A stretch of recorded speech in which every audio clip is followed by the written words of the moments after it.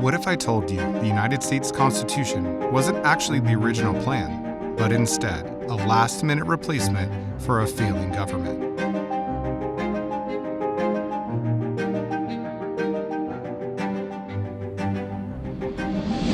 Hey everyone, welcome back to You Will Love History.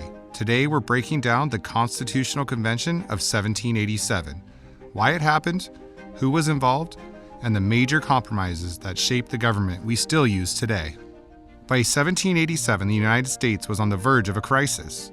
The government under the Articles of Confederation was extremely weak. It could not tax, it could not regulate trade, and it struggled to solve major national problems.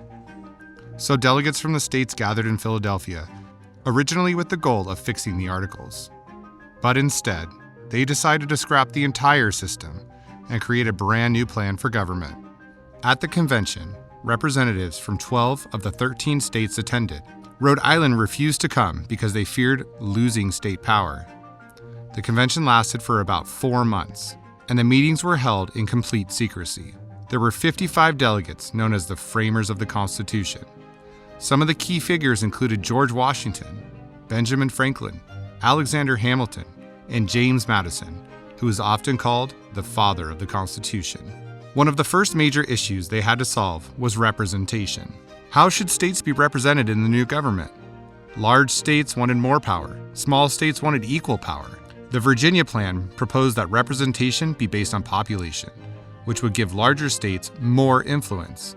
It also called for a strong central government with 3 branches: legislative, executive, and judicial, each with the power to check the others. On the other side, the New Jersey Plan proposed a unicameral legislation, where each state would have 1 vote, protecting smaller states from being overpowered. After days of debate, the delegates reached a compromise, the Great Compromise. This created a bicameral legislation, meaning 2 houses. The House of Representatives would be based on population, while the Senate would give each state equal representation with 2 members each. This balanced power between large and small states, and it's still how Congress works today. Another major issue was slavery. The debate was not about whether slavery would continue. It was about how it would be handled in the new government. One key question was this: should enslaved people count towards a state's population? Southern states said yes, because it would increase the representation and power.